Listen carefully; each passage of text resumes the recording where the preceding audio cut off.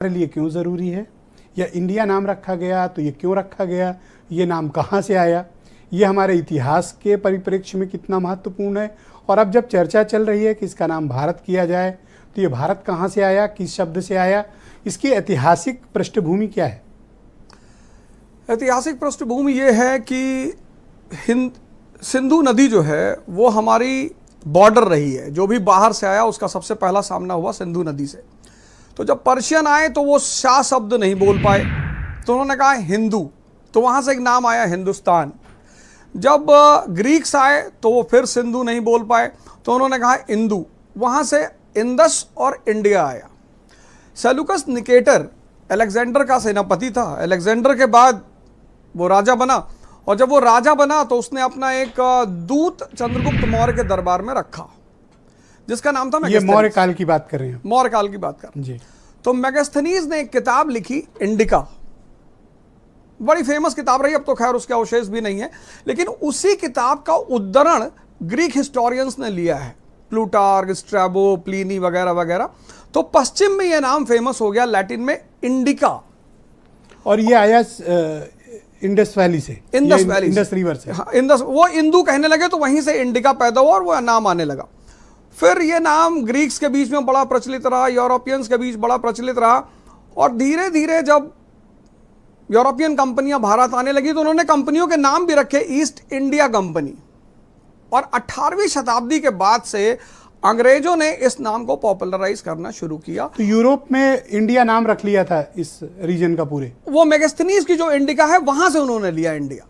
Okay. वैसे तो इस देश को अब हुएनसांग आया वो तो कहता था इंतु, जम्बूद्वीप, भारतवर्ष, बड़े सारे नाम इस देश के हैं, लेकिन पश्चिम के बीच जो नाम प्रचलित था वो था इंडिया, इंडिका से।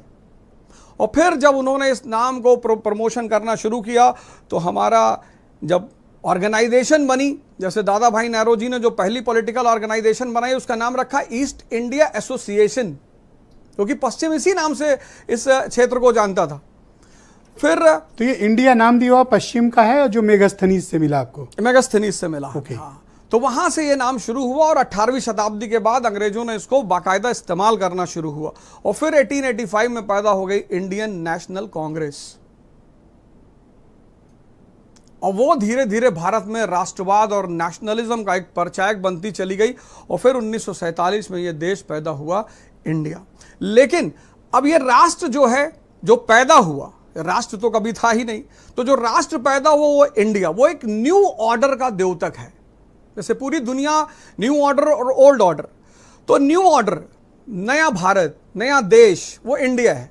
लेकिन चूंकि हमारा पास्ट इतना बड़ा है, इतना प्यारा है, मनोज कुमार जी ने कहा नहीं, जब जीरो दिया मेरे भारत ने तो दुनिया को गिनती आई, देता ना दशमलव भारत तो यूं चांद पे जाना मुश्किल था, धरती और चांद की दूरी का अंदाजा लगाना मुश्किल था।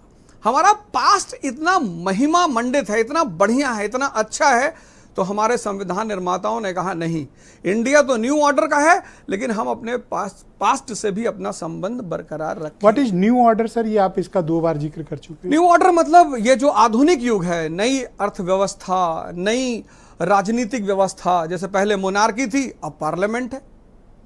पहले धातु जो सोना चांदी एक्सचेंज के मीडियम थे, अब करेंसी सिस्टम है। पहले प्रिविलेज क्लास का महत्व था, अब इगैलिटेरियन सोसाइटी है। पहले धर्म संविधान होते थे, अब मैन मेड कॉन्स्टिट्यूशन है। तो ये जो मैन मेड कॉन्स्टिट्यूशन है, नेशन है, न्यू इकोनॉमी है, ये सब न्यू ऑर्डर के अंतर्गत आता है।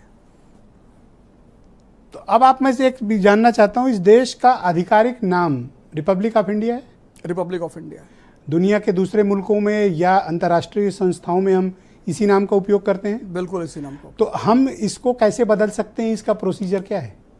नहीं, इसका प्रोसीजर ये है कि आर्टिकल 1, 2, 3, 4 ये 4 आर्टिकल जो है आप स्पेशल अमेंडमेंट करना पड़ेगा आपको। मतलब लोकसभा में 2/3 से ज्यादा बहुमत प्रेजेंट, जो लोग प्रेजेंट है उसमें, और राज्यसभा में 2/3 से ज्यादा बहुमत जो लोग प्रेजेंट है उसमें, तो फिर इस अमेंडमेंट को किया जा सकता है। इसके लिए राज्यों की असेंबली की कोई सहमति की आवश्यकता नहीं, केंद्र जब दोनों हाउस में बहुमत मिल जाएगा तो उसकी ज्यादा जरूरत नहीं पड़ेगी। ये फीलिंग क्यों है कि हमें भारत नाम रख देना चाहिए?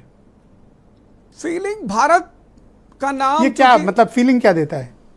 एक पूर्व के गौरव का और आगे के उद्देश्य का।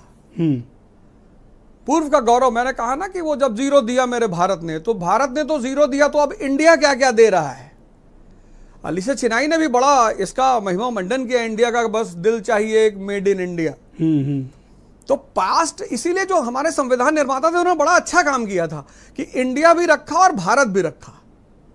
अब सरकार इस पे क्या विचार कर रही है, भारत को रखने के पीछे उसका क्या, मेरे ख्याल से जहां तक मुझे ऐसा प्रतीत होता है कि वो भारत रखकर भारत को फिर से एक महान और चक्रवर्ती देश की जो अवधारणा थी उसको आगे बढ़ाना चाहते हैं। उसको आगे बढ़ाना चाहते हैं। इसमें कुछ तकनीकी समस्याएं भी आएंगी जब आप नाम भारत करेंगे तो? बिल्कुल आएंगी, बहुत सारी आएंगी। अब पूरे दुनिया में हम इंडिया के नाम से ही जाने जाते हैं। हमारा पासपोर्ट रिपब्लिक ऑफ इंडिया लिखता है, स्टेट बैंक ऑफ इंडिया लिखता है, रिजर्व बैंक ऑफ इंडिया लिखता है, फिर पूरी दुनिया इंडिया के नाम से ही हमें जानती है।